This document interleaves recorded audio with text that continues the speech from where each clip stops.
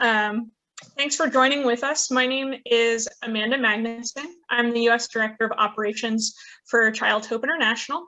Tonight, our agenda is to start off covering some updates of what's going on the ground in Haiti, both kind of on a big scale countrywide, but then obviously very specific down to what Child Hope has been up to since our last update.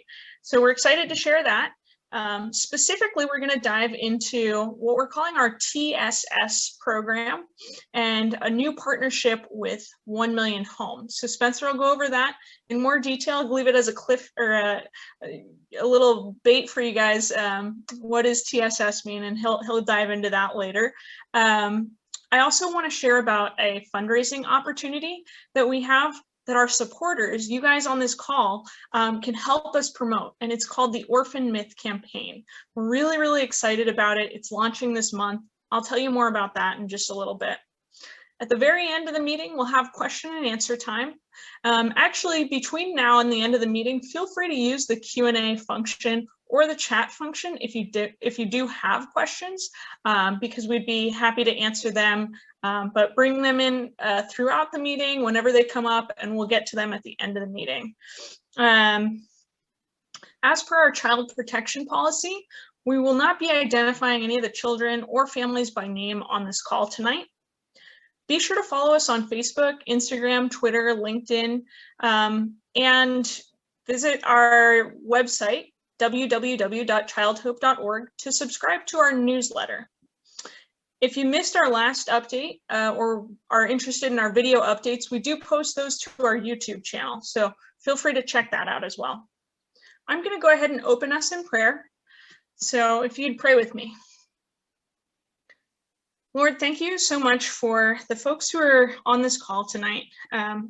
We all have a common interest in Haiti and the work that you are doing through Child Hope. We pray for strength for the families, for the children and the staff that we serve who are living in Haiti under difficult circumstances right now, Lord. And we just pray that you would be their peace, their comfort, and give them endurance through these challenging times. Lord, we are so excited, Spencer and I especially, to share just how you're moving and how we have seen you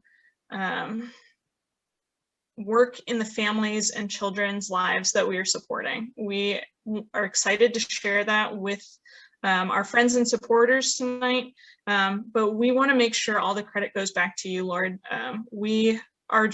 We're just thankful to be part of this work. We do believe it's a holy calling and that it's kingdom work that we're involved in, and it's a blessing to be part of that. I pray tonight that the technology would work well, that we wouldn't get dropped, that we wouldn't have any glitches tonight, and that really you would give Spencer and I the words that we need to communicate to share the awesome work that's going on through this ministry.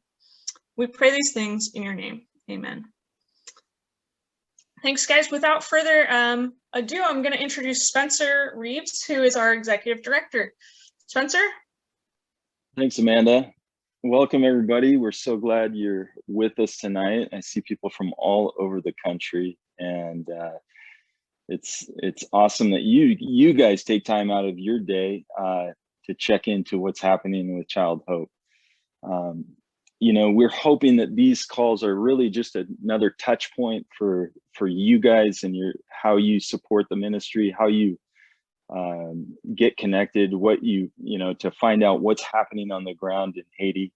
So we're hoping to do these quarterly, and we hope that they're a blessing. So I always like to start our conversation when I'm talking to a group, and I did this on the last call, but I think it's really important that we set the stage of childcare reform, orphan reform that's happening throughout the world, because it helps kind of point the direction of where Child Hope is, how Child Hope is positioned, and where it's going in the future. The global movement of orphan care is really moving towards a direction of getting kids out of institutional care and into families. And when we see that happen, we see stronger and healthier outcomes later on in life for children. And so the context in Haiti, we have 750 orphanages, about 30,000 kids within these homes. And it's estimated that 70 to 80% of these kids have families. And 4 years ago, when we started discovering this, we took that data and we hired social work, and we started to turn the direction of Child Hope to consider the possibility of reintegrating kids to family. And 4 years later, here we are. We're excited about what God has done, what our staff has been able to do in some of the most difficult times in Haiti as of late. And so tonight, as Amanda mentioned, we're going to talk about kind of what's happened in the last 3 months, as well as our Family Hope program and how that's developing over time. And then this fun fundraising opportunity for individuals and churches. So I'd like to start with giving a quick, I get this question a lot from people, how's Haiti?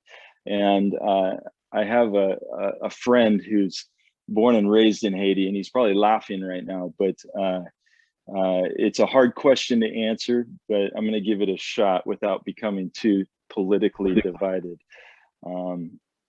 You know, Haiti is still in a socio-political crisis. We have a president who's operating by decree without a supporting government, an active parliament.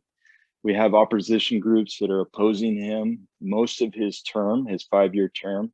And he's stated publicly that he's going to finish out 2021, potentially run an election in the fall, and hopefully have a transfer of power early of 2022.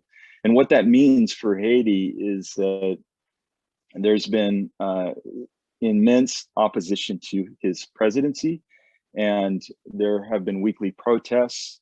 We have seen insecurity rise within Port-au-Prince and throughout the country. And unfortunately, what's making the news a lot right now is the increase in kidnappings. And you know, in general, Haiti's a small country, but when I go there, I meet with people, and every time I travel there, I know somebody who knows somebody who's been kidnapped, or has a family member or a friend that, you know, from their workplace or from their church that's gone through this. And so it's really important that you guys continue to pray for the leadership of Haiti over this next year. Pray for the peace of Haiti, because there's a lot of organizations that are trying to figure out the best way to support the Haitian people in this time of crisis, and do it in a way that creates an empowerment, a place of empowerment and not dependency. And you guys have heard me say that before, but I want to ask this question: how do we move forward in light of this global movement of orphan care reform, and in this context of Haiti that's really difficult? But you know, transitioning out of that as a backdrop of the challenges of Haiti, you guys know, I get to share a praise report from over the last 3 months. In the photo is a picture of Jay. Many of you guys probably followed the story of his emergency. He fell sick towards the end of December, and we had to take him to the hospital, where he went through 2 emergency surgeries and a few blood transfusions. He was in Haiti, or excuse me, he was in the hospital for almost a month. And I want to report back that he is completely on the mend right now. He came home back to Child Hope early February, and he's been gaining strength and continuing his therapy and his diet regimen, and he's eating well. And the social worker told me that he's getting back to where he was prior to becoming ill. And so in all the trial of Haiti, God really watched over us. And I want to thank you guys for praying. You stood in the gap for him. You interceded for him. Thank you guys so much. Thank you to those who sewed in financially. We were able to cover all of the medical costs of that. That was unexpected. And you guys know who you are. And so thank you for that. I also want to thank our team on the ground. I am so proud of them. I watched them coordinate, plan around the changes of the environment. So the protests, ongoing protests that were unfolding, danger within Port-au-Prince. And here we were trying to get Jay to the hospital and care for him there. I want you guys to know that we had a staff member there 24 hours around the clock. So staff members were taking shifts, and they were being present with him. They were advocating for him with nurses, with the doctors. And one of our staff members actually went far above and beyond his job description. And I want to share this story that in Haiti, when you are in a hospital and you require blood, usually hospitals don't have a storage of blood reserve for transfusion on site. You need to go to a blood donor bank or American Red Cross, and you have to give blood yourself or have family members contribute to that. And once that's happened, the blood bank will give you the portion of blood needed for the patient, in which you take that back to the hospital. And I want to honor Dimitri. He's our Future Hope manager. He twice, and maybe even 3 times, he gave his own blood in this situation. He called friends, and I'm so proud of the team. It took a team effort to care for him during this time, and God was faithful. So that's a huge praise report. Family Hope. I want to move and transition into our program. You guys have been following us in these reunifications as we find family, as we do the family tracing and call the families back to the table to where we can develop bonding, we can redevelop relationships, and begin to dream and consider a reunification. Our last conversation via Zoom, we were hoping that 8 children were going to be going home in December, and that's what we ended up seeing. So it's a great milestone for the program. And now is the time that this isn't over. This isn't where we send them home and wish them good luck. This is where our program strengths really need to come around the family and begin to empower them. We do that with food. We do that with enhancing their ongoing business that they're doing. And we offer personnel support, from pastoral care to mental health counseling, and help families go through the normal struggles families have of raising children. We come alongside them in that. And so all of the children are going to school, and we're thankful for this milestone. It's been in the works for almost 3 years now, as we go back to tracing families and bringing them back to the relationship. So in that, I want to highlight as well our program of family tracing has been noticed by an organization called 1 Million Home. And this is a partnership that we've formed over the last 6 months. We've been mentioning them on calls, through our newsletter, but we have a short video here that we want to share with you guys to for you to see what their purpose is and who they are and what they're doing around the world. And you might recognize the author and pastor Francis Chan, as he's been a spokesperson for Million Home from time to time. After this, we'll come back and discuss more about what this means for Child Hope.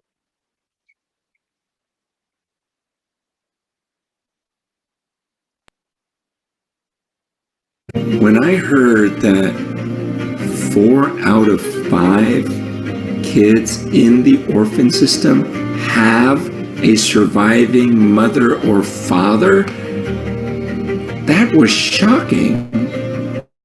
Because then I realized this orphanage that we created, while it's doing a lot of great things, it's also, in many cases, keeping those 4 out of 5 kids separated from their mother or father. We did a survey.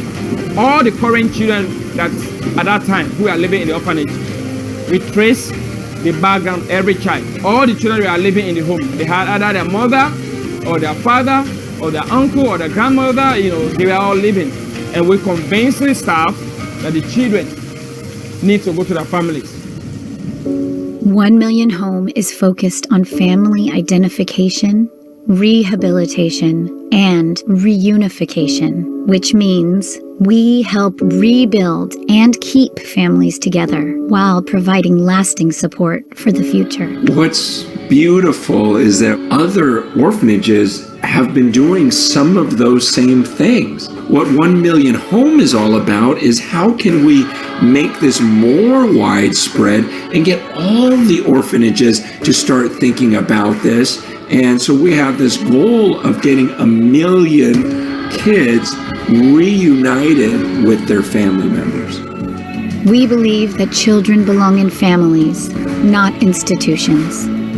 That's why we are equipping 5,000 orphanages around the world to get 1 million children back to their families.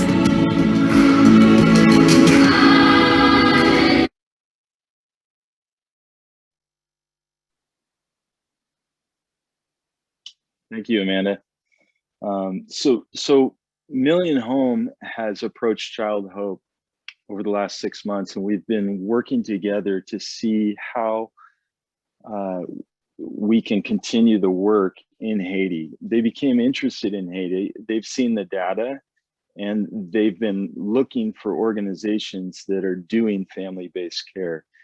And one of the ways that they want to help support kids getting back into families is they've created a national accelerator program. So in this next video, we're gonna highlight Brandon Stiver. He's the Director of Programs and Partnerships with 1 Million Home.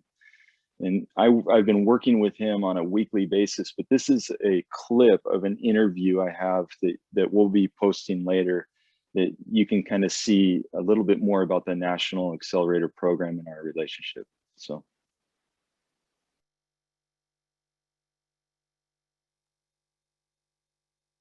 The more important thing to me is why Child Hope International.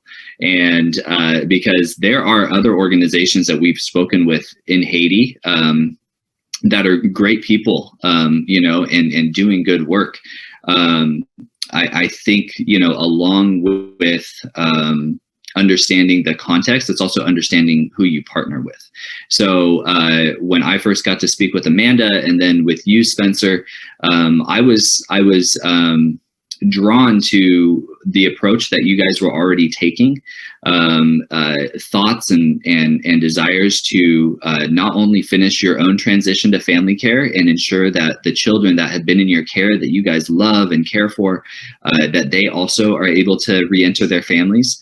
But even aside from that, that you guys had a desire to support and help other organizations in Haiti. So from the onset, you guys were looking at, hey, we want to pass this blessing forward.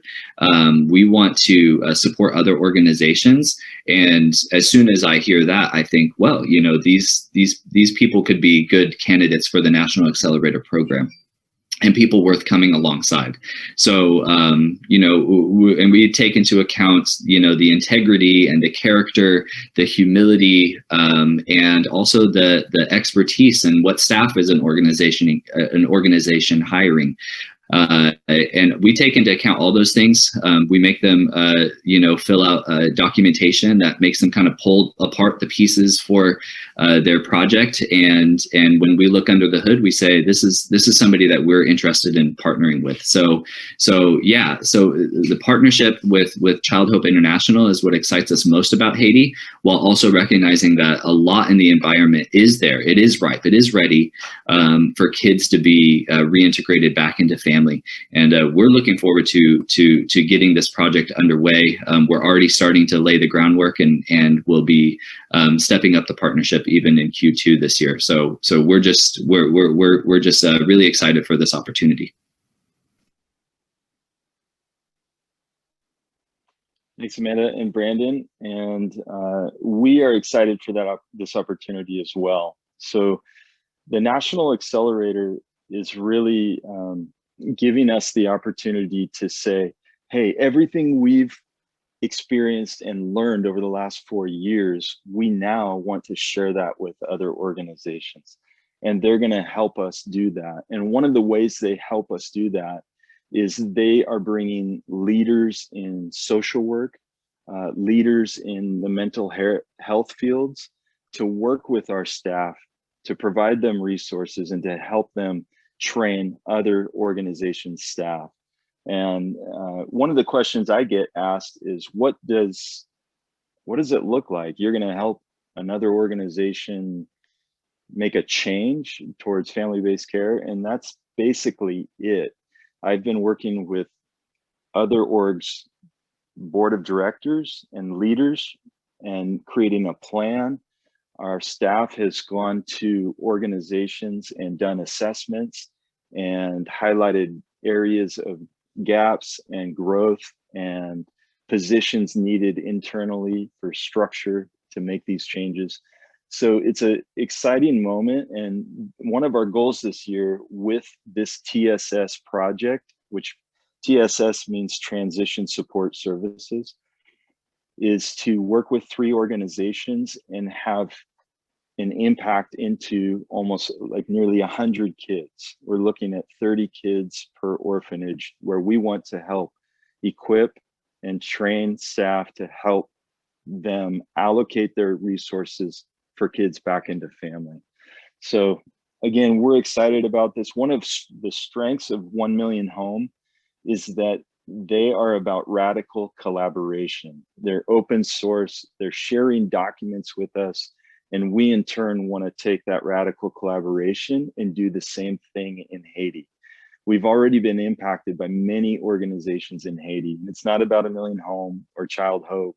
It's about this movement of getting this 70 to 80% back with their families and having the opportunity to minister to them, to share the love of God with them, to empower them to have the dignity to lead their family and be a family for these children. So again, that's kind of the National Accelerator project that is unfolding. I'm going to hand it back to Amanda, and she's going to talk a little bit about the orphan myth opportunity in front of us. Thanks for listening. Thanks, Spence. Let me grab my PowerPoint again. Give me a quick second here.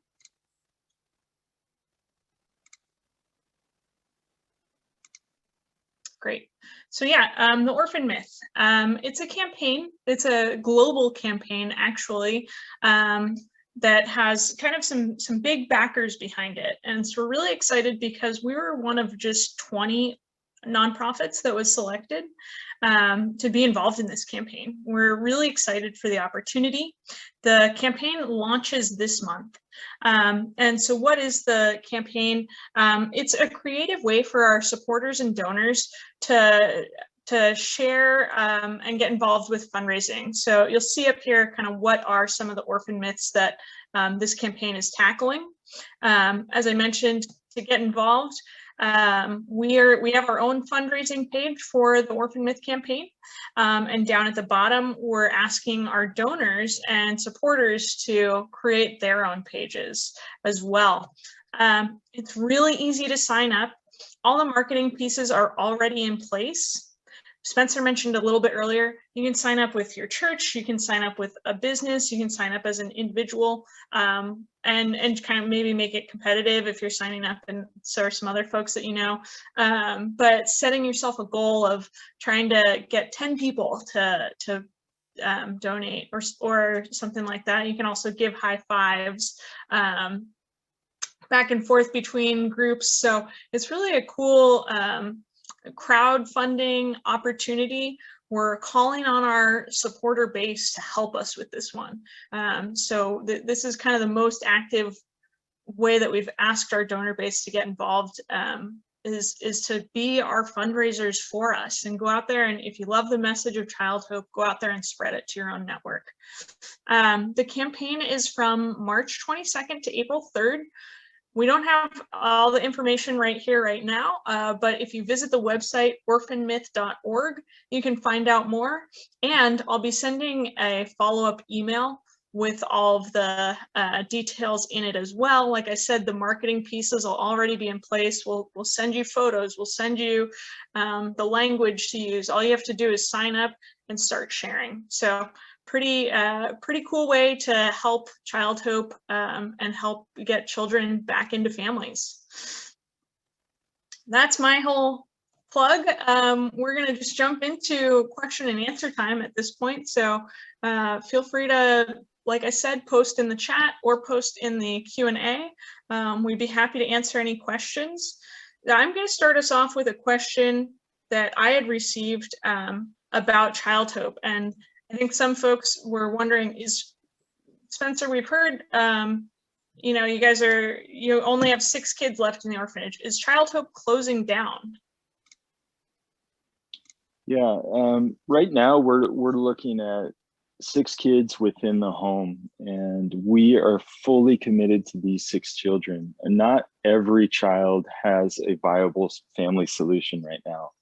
And we knew this going into the family research, and we knew there were going to be cases that were going to be more challenging.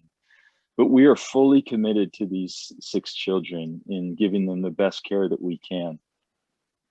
As an organization, as a home, we right now are open to the idea of offering emergency care services, where a child might be placed by the government into our care for a set amount of time, where we can begin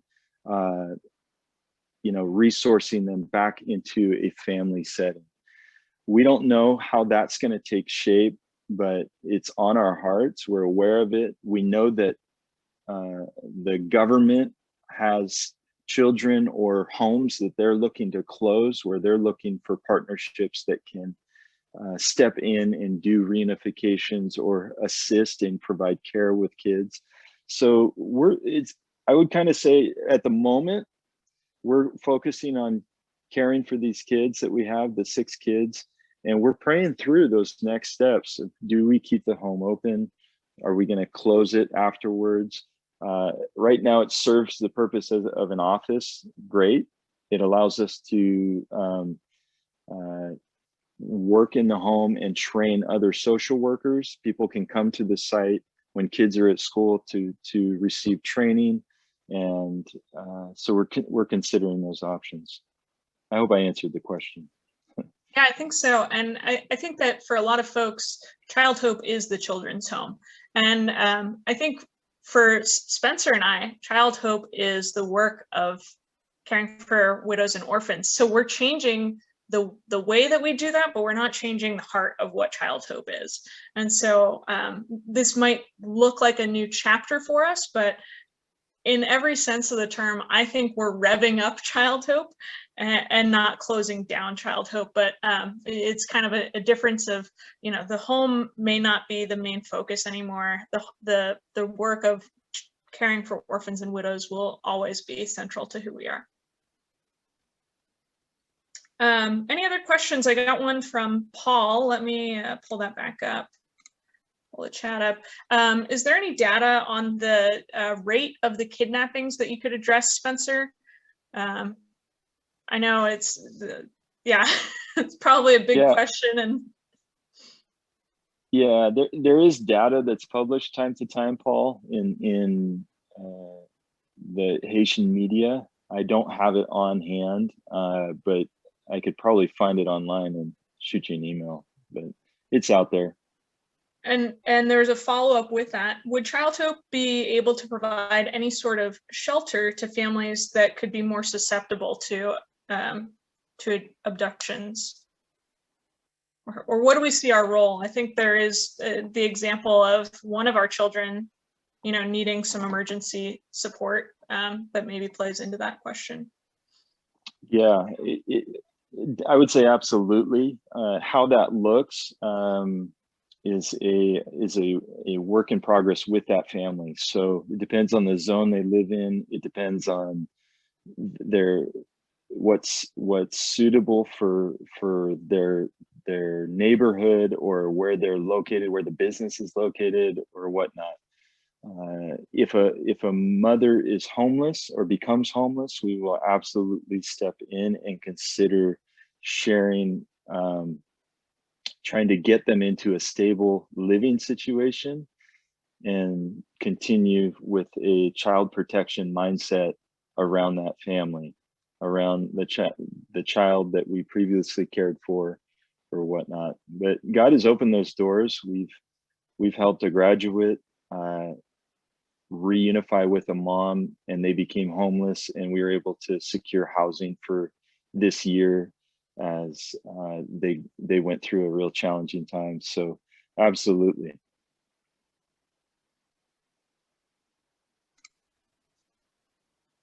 I'm going to give people just another minute. I actually don't have any other questions. Anything else you wanted to share about, Spence?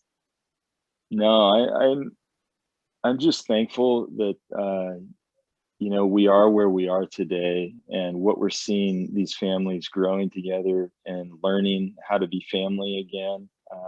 It's not easy. It's not perfect. There's challenges, severe challenges in the environment, but we get to do this together, and we get to support these families, and we're seeing growth in them. And I want to thank you guys for just staying involved, there's so many opportunities, different organizations doing different things. We understand that, but God has you guys involved in this way, and from counsel to sowing in financially, and to interceding for these kids that many of you have met. So thanks. Yeah. So I'm going to just go ahead and close this out. I just want to reiterate what Spencer had said. Thank you so much for joining us. We look forward to doing more of these in the future. We don't have a next date set just yet, but like Spencer said, every 3 to 4 months is our goal to give these updates, along with our newsletter, along with our social media posts. So feel free to check us out there as well.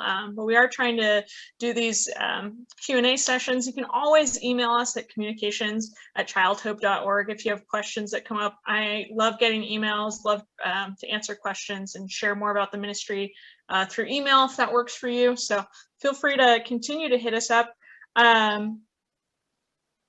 Other than that, we did record this meeting, so we'll be putting that up in the next few days. If you have anybody that you want to share that with, in a follow-up email, we'll talk a little bit about the Orphan Myth campaign. We'll include that full interview with Brandon from 1 Million Home, so be on the lookout for that.